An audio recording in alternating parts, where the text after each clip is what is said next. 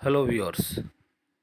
दर्शकों, आइए समझते हैं दो प्रकार की क्रियाओं अर्थात मुख्य क्रिया और सहायक क्रिया को, और साथ ही समझते हैं मुख्य क्रिया के रूप व उनके अर्थों को। तो आइए दर्शकों, शुरू करते हैं। दर्शकों, वैसे तो क्रियाएं कई प्रकार की होती हैं, जैसे कि action verb, stative verb, transitive verb, intransitive verb, helping verb या auxiliary verb, modal verb, phrasal verb, regular verb, irregular verb, linking verb, finite verb, infinite verb and many more. इनके अलावा भी और भी कई प्रकार की क्रियाएं होती हैं, लेकिन फिलहाल यहाँ पर हम दो प्रकार की क्रियाओं को समझेंगे।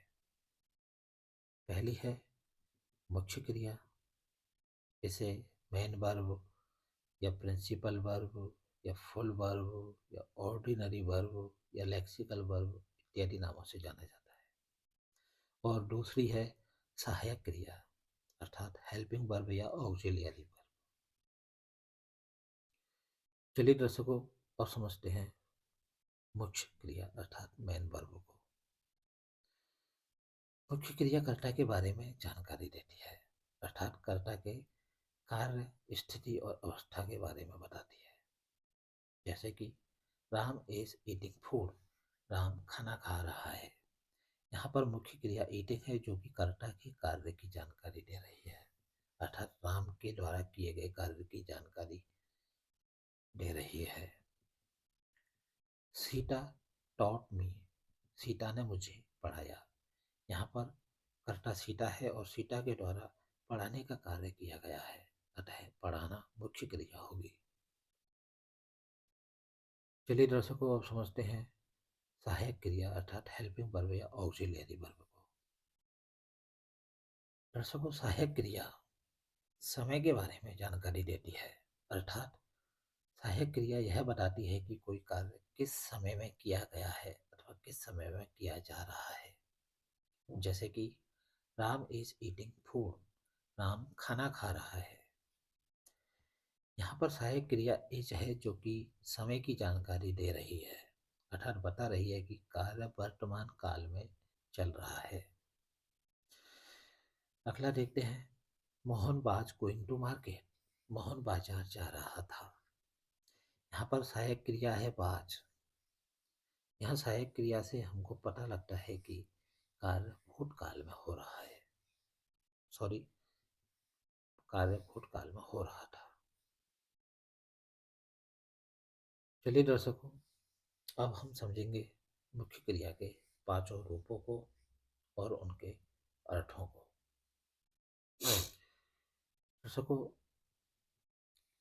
क्रिया के जो पांच रूप हैं वे होते हैं फर्स्ट फॉर्म या बेस फॉर्म, सेकंड फॉर्म या simple past form, third form या past participle form, ING form या प्रेजेंट पार्टिसिपल फॉर्म, एस या एस फॉर्म या सिंपल प्रेजेंट फॉर्म। दर्शकों, आइए अब मुख्य क्रिया के इन पांचों रूपों के अर्थ को बारी बारी से समझते हैं। दर्शकों, सबसे पहले समझते हैं फर्स्ट फॉर्म को। दर्शकों, फर्स्ट फॉर्म से तात्पर्य है किसी कार्य को करना अथवा किसी कार्य का होना। मेन वर्ब की फर्स्ट फॉर्म का उपयोग केवल इंडेफिनिट टेंस में किया जाता है। जैसे कि हम बाजार जाते हैं, वी गो टू मार्केट। हम बाजार नहीं गए, we did not go to market. Ram बाजार जाएगा, Ram will go to market. यहाँ पर मुख्य क्रिया की फर्स्ट फॉर्म अर्थात गो का उपयोग किया गया है। चलिए दर्शकों, अब समझते हैं क्रिया की सेकंड फॉर्म को। दर्शकों, मुख्य क्रिया की सेकंड फॉर्म से तात्पर्य है कोई कार्य किया अथवा कोई कार्य हुआ। मुख्य क्रिया की सेकंड फॉर्म का उपयोग केवल पास्ट इंडेफिनिट टेंस में अफर्मेटिव सेंटेंसेज में किया जाता है, अर्थात सकारात्मक वाक्यों में किया जाता है। जैसे कि हम बाजार गए, we went to market. Ram बाजार गया, राम वेंट टू मार्केट। यहाँ पर मुख्य क्रिया गो की सेकंड फॉर्म वेंट का उपयोग किया गया है। चलिए दर्शकों, अब समझते हैं क्रिया की थर्ड फॉर्म को। दर्शकों, क्रिया की थर्ड फॉर्म से तात्पर्य है कि कोई कार्य कर दिया या कोई कार्य हो चुका, अथवा कोई कार्य हो गया या कोई कार्य हो चुका, अर्थात किसी कार्य को समाप्त करना या किसी कार्य का समाप्त होना। मेन वर्ब की थर्ड फॉर्म का उपयोग केवल परफेक्ट टेंस में किया जाता है। जब क्रिया के समाप्त होने का भाव उत्पन्न हो तो इसका उपयोग किया जाता है। जैसे कि राम बाजार चला गया है, अथवा यूं कह सकते हैं कि राम बाजार जा चुका है, Ram has gone to market. अगला, राम बाजार चला गया था, या कह सकते हैं राम बाजार जा चुका था, Ram had gone to market. अगला देखते हैं, राम बाजार जा चुका होगा, या यूं कह सकते हैं राम बाजार चला जाएगा, Ram will have gone to market. यहाँ पर मुख्य क्रिया गो की थर्ड फॉर्म गॉन का उपयोग किया गया है। चलिए दर्शकों, अब समझते हैं क्रिया की चौथी फॉर्म अर्थात आईएनजी फॉर्म को। दर्शकों, मुख्य क्रिया के आईएनजी फॉर्म से तात्पर्य है किसी कार्य को लगातार करना अथवा किसी कार्य का लगातार होना। दर्शकों, मुख्य क्रिया की आईएनजी फॉर्म को मुख्य क्रिया की फर्स्ट फॉर्म में आईएनजी ऐड करके बनाया जाता है, अर्थात be plus ING. Main verb के आईएनजी फॉर्म का उपयोग केवल कंटिन्यूअस टेंस और परफेक्ट कंटिन्यूअस टेंस में किया जाता है। जब क्रिया के लगातार चलने का भाव उत्पन्न हो तो इसका प्रयोग किया जाता है। जैसे कि राम बाजार जा रहा है, Ram is going to market. Ram बाजार जा रहा था, Ram was going to market. Ram बाजार जा रहा होगा, Ram will be going to market. यहाँ पर मुख्य क्रिया गो की आईएनजी फॉर्म गोइंग का उपयोग किया गया है। चलिए दर्शकों, अब समझते हैं मुख्य क्रिया की एस या ईएस फॉर्मों को।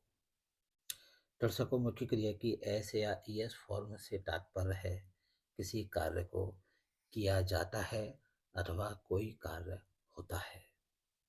मुख्य क्रिया की एस या ईएस फॉर्म को मुख्य क्रिया की फर्स्ट फॉर्म में एस या ईएस जोड़ करके बनाया जाता है, अर्थात बी1 प्लस एस या ईएस। मेन वर्ब की एस या ईएस फॉर्म का उपयोग प्रेजेंट इंडेफिनिट टेंस के अफर्मेटिव सेंटेंसेस में थर्ड पर्सन सिंगुलर सब्जेक्ट के साथ किया जाता है। जैसे कि राम बाजार जाता है, राम गोज टू मार्केट।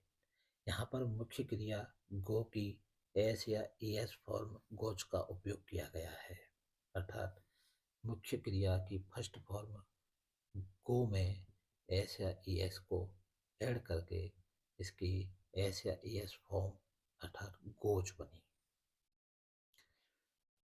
दर्शकों, आप रिमाइंडर के तौर पर इसे स्क्रीनशॉट ले सकते हैं ताकि बाद में आवश्यकता पड़ने पर आप इसे रिमाइंडर के तौर पर उपयोग कर सकें।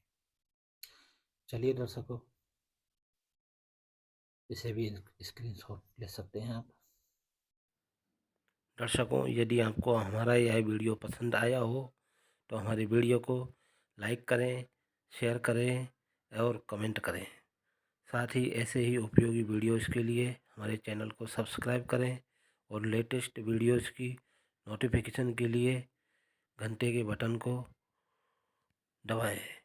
ताकि लेटेस्ट वीडियोस की नोटिफिकेशन आपके पास जल्द से जल्द पहुंच सके। धन्यवाद दर्शकों। जय श्री राधे।